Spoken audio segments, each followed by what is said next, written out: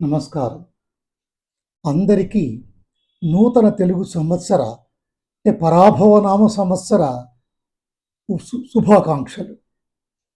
ఈ పరాభవనామ సంవత్సరం అంటే విశ్వావసు పూర్తయి ఈ పరాభవనామ సంవత్సరం ప్రవేశించింది కదా. ఈ రోజున ఉగాది పండుగ జరుపుకుంటున్నాము. అసలు ఈ పరాభవము అంటే చాలామందికి ఒక చిన్న అపోహలనండి, చిన్న కన్ఫ్యూజన్ ఉంటుంది.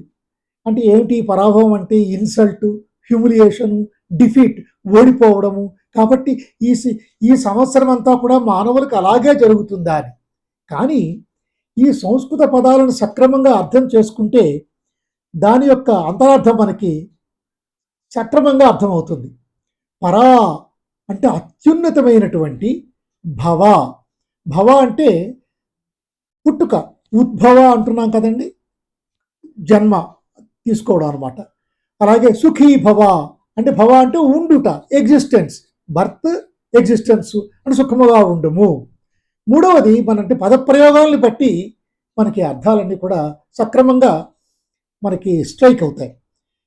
అలాగే భవబంధములు అంటాం. భవ అంటే సంసారం, అంటే ఉద్భవము పుట్టిన దగ్గర నుంచి కూడా జీవనయానం చేస్తూ అంతిమంగా, సరే అంతిమయాత్ర అందరికీ తెలిసినటువంటి విషయమే. కాబట్టి ఇవంతా కూడా భవ అంటాం. కాబట్టి ఇట్లాంటి ఉత్కృష్టమైనటువంటి మానవ జన్మే ఉత్కృష్టం, అది సర్వోన్నతంగా వెలుగొందాలి, పరా, అది పరాభవ అనేటువంటి దానికి మనం చెప్పుకునేటువంటి అర్థం. ఇక దానికేముందండి, అన్వయించేటువంటి వాళ్ళు రకరకాలుగా అన్వయిస్తుంటారు. మనలో ఉన్నటువంటి అరిషడ్వర్గాలంటే ముఖ్యంగా నెగటివ్ ఇమోషన్స్, కామ, క్రోధ, భయ, మాత్సర్య, మద, ఇలాంటి నెగిటివ్ ఇమోషన్స్ అన్నీ కూడా ప్రతికూలమైనటువంటి ఉద్వేగాలకు పరాభవం జరగాలి, అంటే మంచి జరగాలి అనేటువంటి దానితో మనం ముందుకు సాగాలన్నమాట. ఇది పరాభవనామ సంవత్సరం. సరే, ఇంకా ఉగాది, యుగాది అనేటువంటి భవ అంటే లార్డ్ ఈశ్వర, అతనికి కూడా అర్థం ఉంది. ఎందుకంటే పరమేశ్వరుడు అల్టిమేట్గా మనం చేరుకునేటువంటిది శివైక్యం చంద్రం అనేటువంటిది, ముక్తి అనేటువంటిది దానికి సంబంధించినటువంటిది. అసలు ఈ సృష్టికి ఆరిజన్ శివుడు, కాబట్టి భవ అనేటువంటిది శివ ఈశ్వరుడు కూడా ఒక అర్థం ధ్వనిస్తూ ఉంటుంది. ఇది కాకపోతే ఇప్పుడు మామూలుగా మనం ఈ సమాజంలో చూసేటువంటి దాంట్లో ఈరోజు ఉగాది పండుగ జరుపుకోవడం, ఆ సంవిధానం అందరికీ తెలిసినటువంటి విషయమే. పంచాంగ శ్రవణం అంటాం.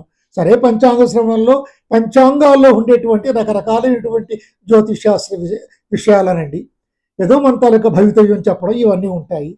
ఏది ఏమైనా మన mind strength is more important. ఇక ఏది జరుగుతుంది ఏది జరగదు అనేటువంటిది స్టాటిస్టికల్ ప్రాబబిలిటీ 50-50 ఉండనే ఉంది.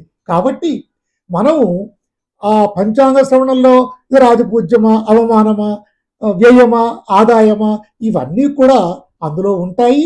ఇది మన రాశి స్పష్టంగా ఏమిటనేటువంటి తెలుసుకోవాలి, అన్వయించుకోవాలి. దేన్ని చూసి మనం గాబరా పడకూడదు. మన జీవన యాత్రని మన తాలూకా సంకల్ప సిద్ధితోటి ఎప్పటికప్పుడు సామాజిక, ఆర్థిక, సాంస్కృతిక సమకాలీన ప్రభావాలను బట్టి నిర్ణయాలు తీసుకుంటూ సాగిపోతూ ఉంటే ఎప్పుడూ కూడా జీవితంలో సుఖము ఉంటుంది, దుఃఖము ఉంటుంది, కష్టము ఉంటుంది, నష్టము ఉంటుంది, అన్నీ ఉంటాయి, రైజ్ అండ్ ఫాల్. కాబట్టి వీటిని మనం ఎలా డీల్ చేస్తాం, మేనేజ్ చేస్తాం అనేటువంటిది దృష్టిలో పెట్టుకుని సాగమని చెప్పి నా యొక్క సూచన.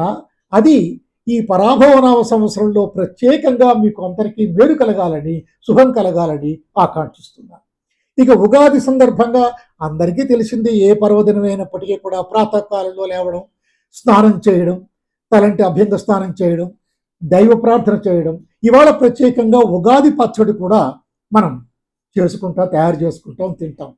ఈ ఉగాది పచ్చడిలో షడ్రసములు, అసలు ఆయుర్వేదం ప్రకారం కూడా రుచులు 6. ఏమిటేంటవి? మధుర, అమ్ల, లవణ, తిక్త, కటు కషాయములు. మధురము అంటే స్వీట్, తీయగా ఉండడం. ఆమ్లము అంటే యాసిడ్ అండి.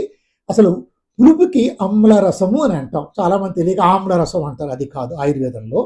కాబట్టి పులుపు అంటే తీపి, పులుపు. మధుర, అమ్ల, లవణ అంటే ఉప్పు, కటు కారము, తిక్త చేదు, కషాయ అంటే వగరు. ఈ 6 కూడా ఉగాది పచ్చట్లో ఎలా కలుస్తున్నాయి? మనం ఏం కలుపుకుంటున్నాము? అంటే ఒక్కొక్క ప్రాంతంలో ఒక్కొక్క రకంగా ఉగాది పచ్చడి తయారు చేసుకునేటువంటి ఆచారం వాడుకలో ఉంది. దీనిలో ప్రాక్టికల్‌గా మధురానికండి కొత్త బెల్లం వాడుతూ ఉంటాం. సరే ఇప్పుడు చెరుకు రసం వాడేవాళ్ళు ఉన్నారు. తేనె వాడేటువంటి వాళ్ళు ఉన్నారు. ఏదైనప్పటికీ మధుర రసం తాలూకా కాన్సెప్ట్ సూత్రం అది. అమ్లరసం. అమ్లరసం అంటే కొత్తగా వచ్చినటువంటి చింతపండుని కొంచెం దానిలో కూడా దాన్ని వాడుకుంటూ ఉంటాం. లవణం. ఆయుర్వేదం ప్రకారం అయితే సైంధవ లవణం ఉత్తమం. సరే ఏ సాల్ట్ దొరికినా అది సాముద్ర లవణం ఉండి మాకు పంచవిధ లవణాలు చెప్పారు. కామన్గా అందరికీ తెలిసినటువంటి పేర్లు ఏంటంటే సైంధవ లవణం, అది మూడోది. మధుర అమ్ల లవణ కటు. కటు అంటే కారం.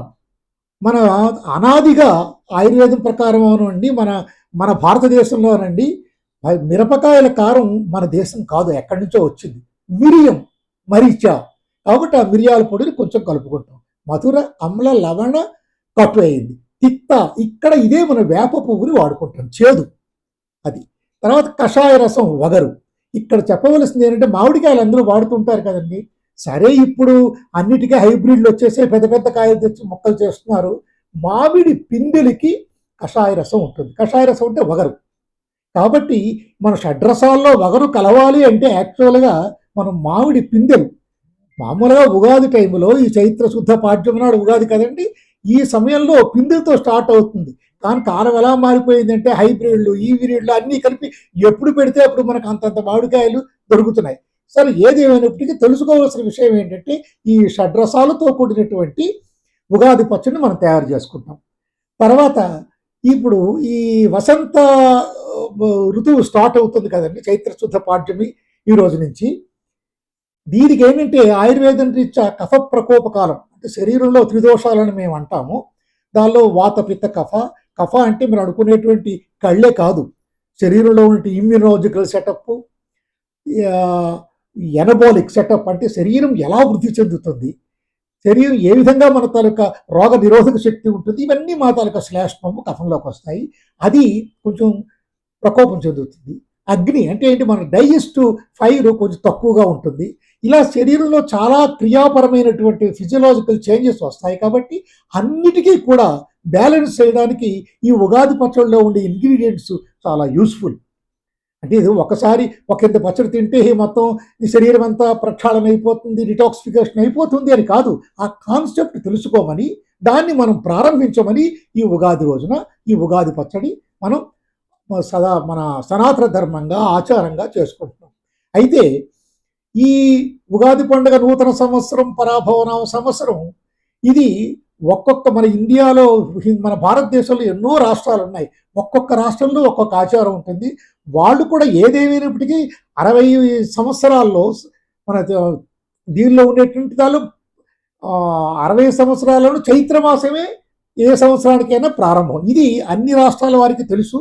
సరే ఒక్కొక్క రాష్ట్రంలో వాళ్ళ తాలూకా దాన్ని ఏమంటారు, ఆంగ్ల నూతన సంవత్సరం కాకుండా వాళ్ళ రాష్ట్రీయ పరంగా నూతన సంవత్సరాన్ని వాళ్ళు కౌంట్ చేసుకుంటారు.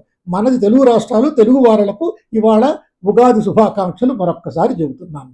ఇప్పుడు నేను రాసినటువంటి ఈ ఉగాది సందర్భంగా ఒక పద్యం ఉంది, తేటగీతి మారికి రాశాను, అందరికీ తెలిసినటువంటిది. అది చదివి వినిపిస్తాను నేను, తద్వారా మీకు శుభాకాంక్షలు తెలుపుతాను నేను. శుద్ధపాడ్యమి తిలకపు సొగసులీన, శుద్ధపాడ్యమి తిలకపు సొగసులీన, హరిత పల్లవ చిత్రాల అంచుమెరయ, హరిత పల్లవ చిత్రాల అంచుమెరయ, చైత్రమాసపు పుట్టంబు జాలువార, చైత్రమాసపు పుట్టంబు జాలువార, హర్షపిక గీత ధునులు వాద్యములు కాగా, హర్షపిక గీత ధునులు వాద్యములుగాగా, సంతసిల్లగను మన వసంత సీమ, సంతసిల్లగను మన వసంత సీమ, కదలి వచ్చెను నేడు ఉగాది కాంత, కదలి వచ్చెను నేడు ఉగాది కాంత, స్వాగతమిదే పరాభవ వర్షమునకు, స్వాగతమిదే పరాభవ వర్షమునకు, బంధుమిత్రులు వృద్ధులు పాపలెల్లా, బంధుమిత్రులు వృద్ధులు పాపలెల్లా, సంఘ పౌరులు మీ ఇంటి సభ్యజనులు, సంఘ పౌరులు మీ ఇంటి సభ్యజనులు, శాంతి సుఖముల నీడన చల్లగుండి, శాంతి సుఖముల నీడన చల్లగుండి, సురుచిరానందడోలలన్ సోలగలరు, సురుచిరానందడోలలన్ సోలగలరు. ఇక ప్రస్తుత కాలంలో కంపు దౌర్జన్య యుద్ధపు ఘాతుకముల, కంపు దౌర్జన్య యుద్ధపు ఘాతుకముల రగులుచున్న మంటలకు పరాభవమయి, రగులుచున్న మంటలకు పరాభవమయి, రాక్షసోగ్రవాదముల పరాభవమయి, రాక్షసోగ్రవాదముల పరాభవమయి, సర్వజన హిత పథముల సాధువగుచు, సర్వజన హిత పథముల సాధువగుచు, బాధకారక శత్రు విరోధి వగుచు, బాధకారక శత్రు విరోధి వగుచు, మూఢజన తిమిరఘ్న సుబోధి వగుచు, జనుల ఉచ్ఛ్వాస నిశ్వాస చక్రగతుల నిలచి హే పరాభవ నీవు నిశ్చలముగా, జనుల ఉచ్ఛ్వాస నిశ్వాస చక్రగతుల నిలచి హే పరాభవ నీవు నిశ్చలముగా, సకల జనమిత్రవై సదా సాగవమ్మ, సకల జనమిత్రవై సదా సాగవమ్మ, కూర్మి సఖులార హితులార గురువులార, కూర్మి సఖులార హితులార గురువులార, ఆయురారోగ్య సంక్షేమ హసనగతుల, ఆయురారోగ్య సంక్షేమ హసనగతుల, నిండు నూరేళ్లు జీవించి ఉండగలరు, నిండు నూరేళ్లు జీవించి ఉండగలరు. దీంతో ఈ పరాభవనామ సంవత్సరానికి స్వాగతిస్తూ ప్రత్యేకించి తెలుగు వారలకు, యావత్ భారతదేశానికి, మొత్తం ప్రపంచానికి కూడా సుఖశాంతులు కలగాలని చెప్పి ఆశిస్తూ, అభిలషిస్తూ, ఆకాంక్షిస్తూ నమస్కారం.